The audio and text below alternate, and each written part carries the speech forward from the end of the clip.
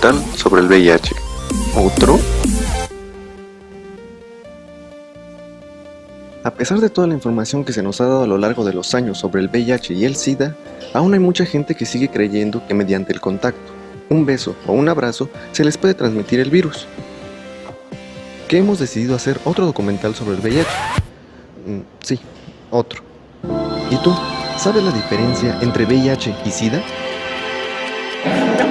Sí, que en una, no sabría decirte cuál de las dos, el virus está más activo que en la otra, o sea, en la otra solo eres portador y en una de ellas pues sí está como activo, pero ambas se contagian. El VIH es el virus de inmunodeficiencia adquirida y el SIDA es ya obviamente la enfermedad desarrollada.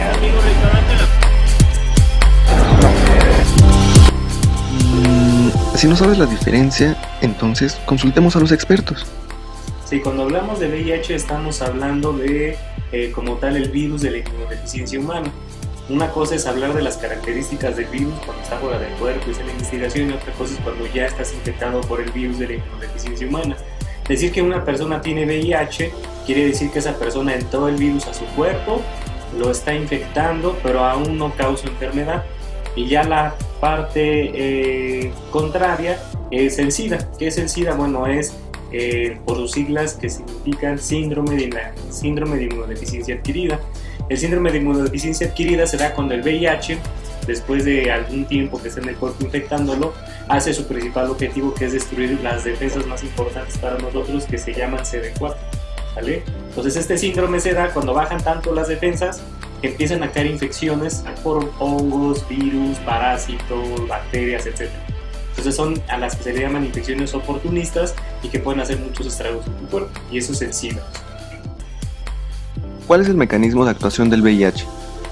El mecanismo de acción del VIH es realmente muy complejo, actúa a diferentes niveles en el cuerpo, pero vamos a enfocarnos en su parte principal, que es la afectación de las defensas CD4. El VIH entra por ya sea la mucosa vaginal, la mucosa rectal, por la sangre, ya sea en una transfusión, por usuarios de drogas intravenosas o en una piel cortada que tenga disposición de sangre y caiga ahí algún líquido infectado con el VIH. Una vez que entra el virus a tu cuerpo, se va a las defensas en general del organismo y las defensas los llevan directamente a los CD4, que son su principal objetivo. Dentro de los CD4 hace dos cosas. Si no sirve para reproducirse ahí, lo destruye por completo al CD4, y si sirve para que el virus se reproduzca ahí, lo deja viviendo más tiempo del normal y hace que no funcione normalmente. Entonces o mata a todos tus CD4 directamente el virus, o hace que tengas niveles prácticamente normales, pero pues no funcionan igual, porque lo mantiene como una fábrica para que pueda replicarse el SIDA. Y el VIH, una vez que ya está instaurado en tu cuerpo, pues ya van disminuyendo con el paso del tiempo los CD4 y aparecen ahora sí las infecciones que se llaman oportunistas, porque no hay defensas que puedan defender tu cuerpo. Aparte de aparecer infecciones oportunistas, también pueden aparecer cánceres de los pacientes de VIH, porque los CD4, en una de sus funciones es también vigilar que no tengas cáncer. Entonces también te puede dar cáncer, que son a los que están predispuestos a los pacientes de VIH. ¿Una persona infectada por VIH desarrollará siempre el SIDA? En menos del 0.05% de los casos no, y se les llama a esos pacientes elite controllers. Estos pacientes tienen el virus toda su vida y por una razón que aún no se conoce bien, no desarrollan SIDA y viven con el virus. Pero la mayor parte de los casos de los pacientes sí desarrollan el SIDA con el paso del tiempo, porque finalmente el virus ataca las defensas, las destruye y pueden caer estas infecciones oportunistas de las que les comentaba.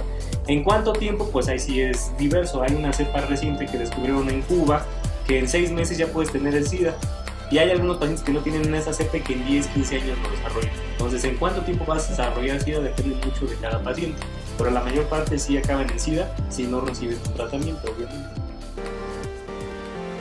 Bueno, ahora que ya sabemos cómo actúa el virus, ¿sabes cómo se puede transmitir? Y compartiendo utensilios de medicina como jeringas, nada más, eso, sería mediante el sexo y teniendo un mal uso de esos utensilios. Se puede contagiar por cualquier cortada de vía sanguínea. Es lo que sé hasta ahorita. Doc, ¿usted qué opina? ¿Cuál es la forma más usual de que se transmita el virus?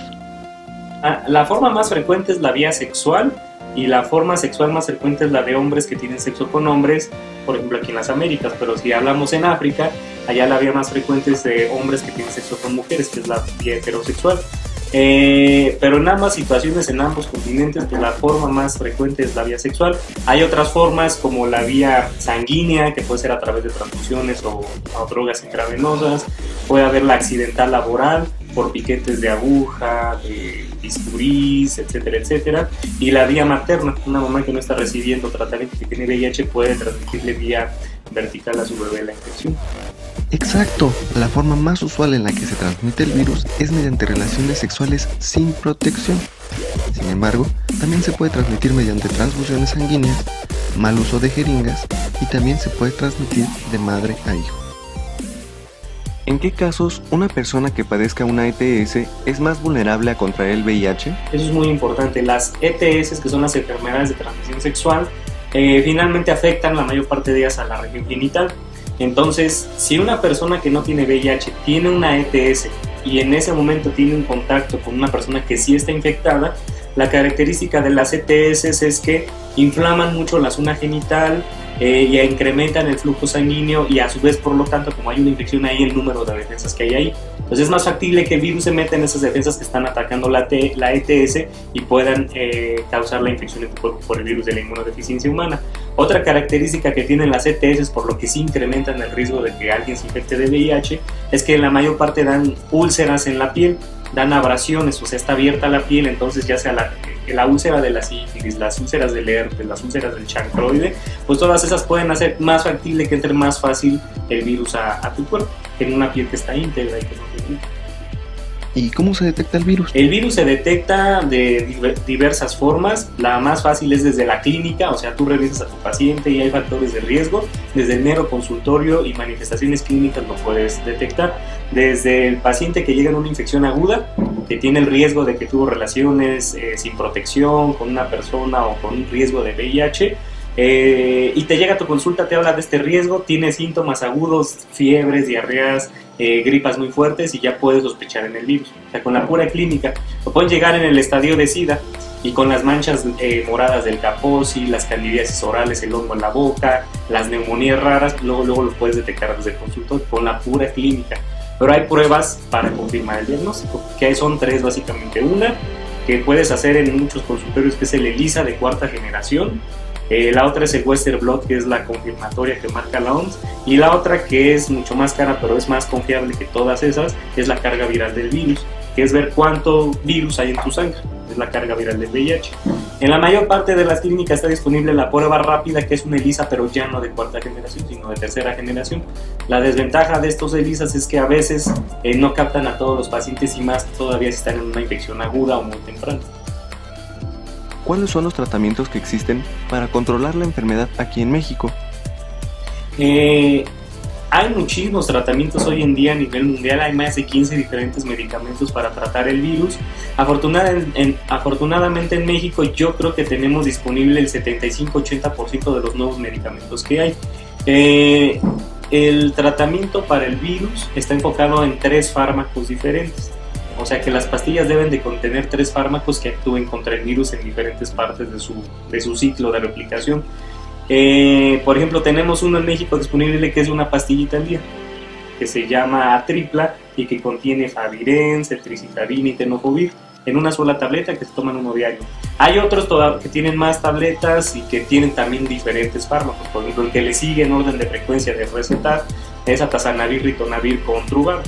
¿Qué contiene? Pues Atazanavir, Ritonavir, Tenofovir y Emtricitabina. O sea, son 3 pastillitas que se toman diario para el tratamiento. Hay muchos otros tratamientos que están aquí en México disponibles, pero la característica para usarlos es que el tratamiento es individualizado. O sea, depende de tu paciente si tiene enfermedades de fondo, el tipo de virus que tenga, qué comorbilidades trae, o sea, qué otras enfermedades trae, qué otras infecciones puede traer. Por ejemplo, los que tienen hepatitis, se reduce el espectro de medicamentos. Pues depende de tu tipo de paciente el tratamiento que te vas a dejar. Pero te puedo decir que hay bastantes disponibles aquí en México y pues depende de cada paciente. ¿A qué se refiere el término cero positivo? O positivo y cero positivo es algo bien importante de diferenciar porque luego muchas veces hay confusión. Cero positivo, bueno, empecemos con O positivo. El O positivo es un grupo de sangre. O sea, cuando tú vas a donar o vas a recibir una transfusión, necesitas saber qué tipo de sangre tienes, que eso básicamente está en tus glóbulos rojos, que es una parte de la superficie del glóbulo rojo, saber si eres O positivo, A positivo, etcétera, ¿no? Cero positivo quiere decir, y viene así como de una raíz que es cero, viene del suero de la sangre. Cuando te extraen la sangre, al final de la sangre se puede extraer suero, ¿vale? Ese suero, cuando es positivo a alguna cosa del VIH, sea carga viral, un ELISA, un Western blot, pues se les dice cero positivos. De hecho, tú puedes ser cero positivo a cualquier cosa, pero bueno, actualmente se acuñó el término hacer cero positivo, hablar de cero positivos a los pacientes que son positivos al virus. Entonces no es más que el suero de tu sangre que lo sacan y que es positivo al virus. ¿Hay alguna posibilidad de que el paciente con el virus se puede contagiar? Desafortunadamente hoy en día no hay ninguna forma de curar al VIH, no existe vacuna, no existe una cura. El virus tiene muchísimas cosas en su replicación que evitan que se pueda encontrar hoy en día una cura o una vacuna. Lo que sí hay, como comentabas anteriormente, son tratamientos disponibles muy buenos que prácticamente mantienen suprimido al virus de replicarse en tu cuerpo, y el objetivo de ese tratamiento es mantener indetectable a tu cuerpo del virus. ¿Qué es indetectable? Que no haya virus circulando en tu sangre. Una vez estando indetectable, pues el virus no se replica más, no se reproduce más y no infecta más células de tu cuerpo, y no existen más toxinas de esta replicación que puedan dañar otras células de tu cuerpo. O sea, lo más que podemos hacer hoy en día es detener su replicación y mantenerte sin virus o indetectable. Y el poco que queda, pues ahí está el material genético, pero ya no se replica. Pero en el momento en que el paciente suspende el tratamiento, otra vez es como si no tomara nada y el virus se sigue replicando y pasa lo que pasa. Pues bueno, desafortunadamente no existe vacuna o cura, pero esperemos que sí. ¡Wow! Todo eso yo no lo sabía. ¿Y tú qué harías si, por ejemplo, una persona que te gustara muchísimo, pero te enteras que es cero positivo? ¿Intentarías algo? No sé, yo creo que sería difícil por el hecho de que a lo mejor si quisiera una relación formal, probablemente a futuro no sabría si podría tener hijos, o aunque estuviera en tratamiento, probablemente no tendríamos una vida como hasta los 60 años, o es mi percepción. Si me gusta mucho y lo amo, obvio sí, ¿no? Pues yo pienso que sí. Si Ana María tuviera, yo seguiría con ella. No habría problema. Yo seguiría con ella. Vaya que es un tema muy complicado.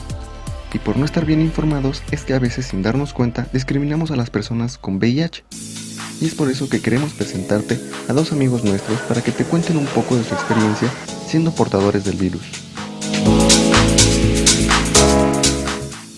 ¿Cómo fue que sospechaste que tenías VIH? Pues empecé a enfermarme constantemente de diarrea y de la garganta. Entonces, consecutivamente iba al médico. Ya después de 2 meses que estaba constantemente yendo, la doctora me sugirió hacerme la prueba para descartar muchas cosas. Entonces fue así como me enteré. Estuve durante 6 meses con dolores articulares y también fui al médico y no me podían parar la diarrea porque presentaba diarrea. ¿Cómo crees que contrajiste el virus? Pues ahora sí que por relaciones sexuales. ¿Cómo fue? Pues por relaciones sexuales. Relaciones sexuales sin cuidado, sin protección. ¿Cuáles fueron tus primeros síntomas? La diarrea y la infección en la garganta constantemente. Sudoraciones nocturnas, fue la diarrea y sobre todo los dolores articulares. ¿A dónde te acercaste para comprobar que tenías VIH y tratarla? Pues fue en el Seguro Social en el IMSS. Ahí es donde hice todo el trámite inicial. ¿Cómo lo tomaron tus familiares? Pues mi papá tranquilo agarró, me dijo algo así que también me ayudó a relajarme. Me dijo que la medicina estaba constantemente en actualización, entonces que no me preocupara, que posiblemente el día de mañana podría haber una cura y no pasaría nada. Normal, natural, sin miedo, ¿no? Una de las terapias de la Clínica Condesa, fue las que tomé, y que decían, o que te dicen ahí, es de que depende mucho cómo lo digas. Si tú lo dices llorando, obviamente va a ser un dolor para tu familia, pero si te ven seguro y te ven bien, normal, no va a ser ningún peso para ellos, al contrario, te van a apoyar mucho más. ¿Cuál fue tu reacción al enterarte que contrajiste el virus? Obvio, fue como caer en un vacío, fue con el miedo, con el temor. Incluso llegué a pensar que en una semana, un mes, a lo mucho yo ya me moría. Con eso y posteriormente un año en terapia para poder... Un año en terapia, sí, en la Clínica Condesa, para poder saber un poquito más acerca de la enfermedad y estar como si nada, o como hoy. Pues cuando me mandaron a hacer el estudio, pues yo empecé a mentalizarme, digo, pues para qué niego algo que a lo mejor vaya a estar. Me empecé a mentalizar y cuando me dijeron, ¿sabes qué? Tienes que venir a la clínica porque ya están tus resultados y tenemos que platicar. En ese momento yo ya lo di por hecho y lo tomé tranquilo y con calma. ¿Hace cuánto tienes VIH? A 17 años. ¿Hubo alguna consecuencia en el trabajo al enterarse que habías contraído el virus? No, de hecho, mi gerente tenía en esa época, agarró y me apoyó. O sea, me dijo, ¿sabes qué? No hay problema cuando necesites permisos para ir al médico y todo.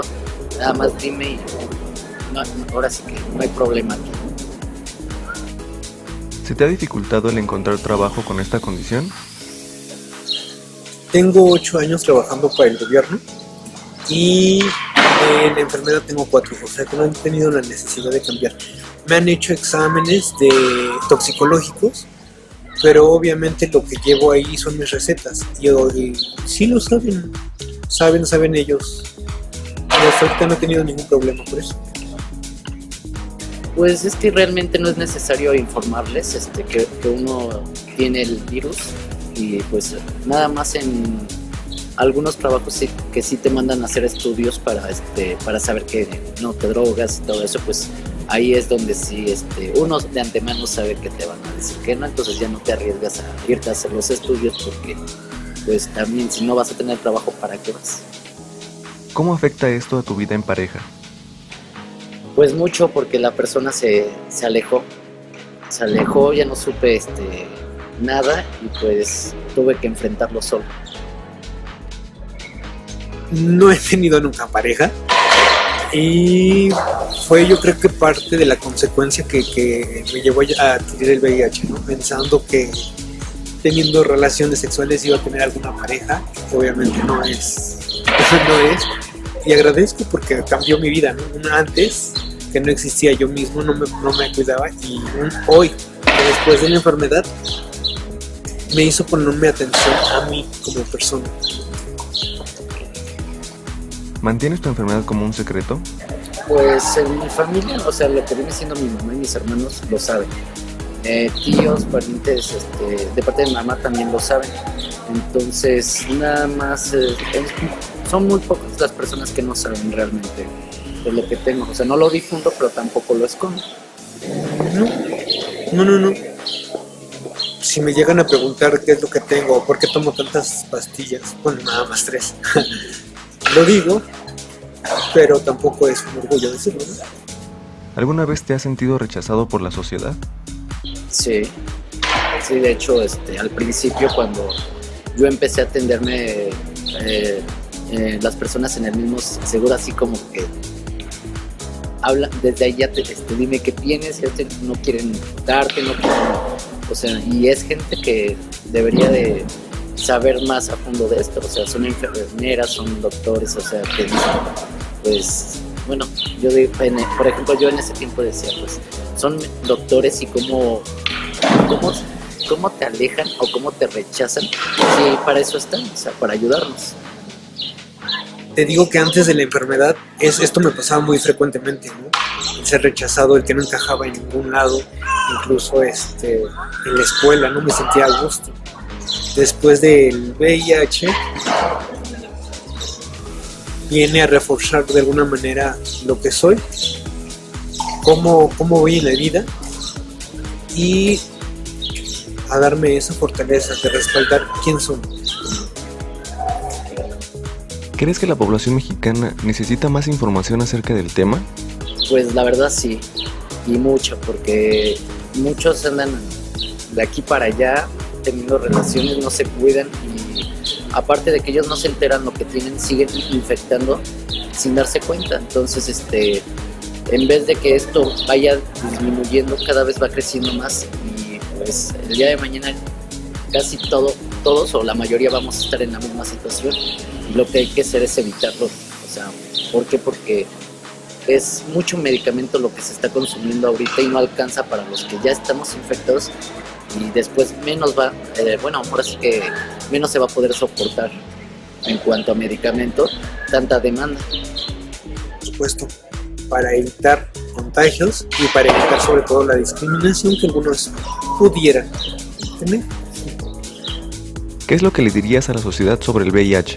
Pues que se cuiden mucho, que principalmente tengan prácticas de sexo seguro y pues sean fieles a sus parejas para no contagiarlos y no estar haciendo más grande esto. En mi caso yo no puedo decir cosas, más bien no me pongo en el papel de víctima. Para mí fue o siempre lo he dicho, para mí ha sido una bendición porque he aprendido no solo a llevar una mejor alimentación, he aprendido no solo a conocerme como persona, he aprendido a identificar, reconocer sentimientos también, entonces me ha ayudado muchísimo. El VIH no es como te lo pintan, de malo, ni que te vas a morir, ni que hasta ahí llegó tu vida. El VIH es una nueva condición de vida. ¿Cuál es el comentario más ridículo que has escuchado acerca del VIH? Antes era mucho de que por tocar a alguien, por besar a alguien, se transmitía y no, o sea, realmente únicamente es por prácticas de sexo sin protección y muy rara a la vez es el contagio es por la sangre y pues también se decía que si comían del mismo plato también podían contagiarse y pues eran cosas que no eran ciertas, o sea, y pues lejos de informarse pues luego te hacían a un lado, entonces es más que nada informarse bien de cómo se contagia y cómo se contrae. Yo tenía un compañero con VIH y era así como que no vayas a agarrar mi toalla porque no me acuerdo en otra toalla, ¿no? Y la tiramos, o no te sientas ahí porque sí era esa forma de discriminar. Después de adquirir la enfermedad, pensando que también él podía infectarme, agarrar un vaso o algo así, obviamente sé que no, que a lo mejor era un rechazo por parte de la higiene, ¿no? Pero pues esos son algunos de los mitos de los que se puede hablar. Bueno, y en caso de que tenga alguna duda o de que requiera algún examen, ¿a dónde puedo acudir? Soy subdirector de Integración Comunitaria del Centro para la Prevención y Atención Integral del VIH-Sida de la Ciudad de México. ¿Cómo ayuda su fundación a las personas con VIH? Lo que nosotros hacemos es que una vez que está detectada la persona y si reúne los requisitos para la Ciudad de México, que viva en la Ciudad de México y que no tenga seguridad social, la damos de alta. Tienen que presentar algunos documentos básicos, acta de nacimiento, ya saben, ¿no? Este tipo de documentos para abrir un expediente, pero de esa es la forma en que nosotros iniciamos el tratamiento. Existe un protocolo de seguimiento del paciente, se le hacen muestras de sangre para ver en qué nivel se encuentra la evolución de la infección y se sigue un procedimiento de medicina interna con cada uno de ellos. Es obvio que para empezar un tratamiento primero hay que detectar. ¿Qué desmentiría usted acerca del VIH? ¿Qué piensan los jóvenes? ¿Qué piensan los adultos? Que se transmite, todavía algunos creen que por un estornudo, que por tomar el mismo plato, el mismo recipiente, o que por un piquete de mosquito, ¿no? Son cosas de ese tipo que todavía existen Aquí, el día de hoy, todavía encontramos algún paciente que vive con su familia y la familia le tiene los platos separados. 2016. ¿Cuál cree usted que es el primer error de la sociedad al no querer informarse del VIH? Si el VIH se transmite 98% por vía sexual, no puede ser que no hablemos de sexualidad. Que ese es otro de los problemas. Queremos que la gente no adquiera VIH y que tenga salud sexual y reproductiva, pero no le decimos cómo. O sea, no sé por qué a los adultos, papás y a las mamás les da pena hablar de sexualidad. A los maestros, a las maestras, a los jefes en el trabajo. Sí, no, nos da pereza, ¿no? Prepararnos para la vida sexual. Y regreso al inicio. No tenemos percepción de riesgo. Nos gana la libido. No es mala, lo que tenemos que hacer es decirle por dónde y cuándo y con quién, ¿no? ¿Qué nivel de vida o años con tratamiento puede tener una persona? Bueno, en este momento no hay un estudio, le llaman sobrevida, que yo no estoy de acuerdo con esa expresión. Acabo de estar la semana pasada en un congreso en Estados Unidos y se presentaron personas con diagnóstico desde 1985. Entonces, no, y aquí hay gente con diagnóstico desde 88, 87, yo conozco. Y hay gente con un diagnóstico reciente y se murió. Son muchos los factores. Y hay gente que se murió antes sin tener VIH, ¿no? O sea, el factor de VIH puede acelerar la muerte, sí. En este momento es condición de muerte, no, siempre y cuando la persona se meta al tratamiento, no lo suelte, se discipline y adecue su proyecto de vida al tratamiento. La calidad de vida no te la da el tratamiento, te la da tener trabajo, estar educada, tener pareja, ¿no? Que eso sí te lo da. Y eso lo quita la discriminación. ¿Sí se dan cuenta? O sea, tú puedo tener todo el esquema de salud, el servicio gratuito, los medicamentos, pero si no enfrento exitosamente la discriminación, no gozo esto.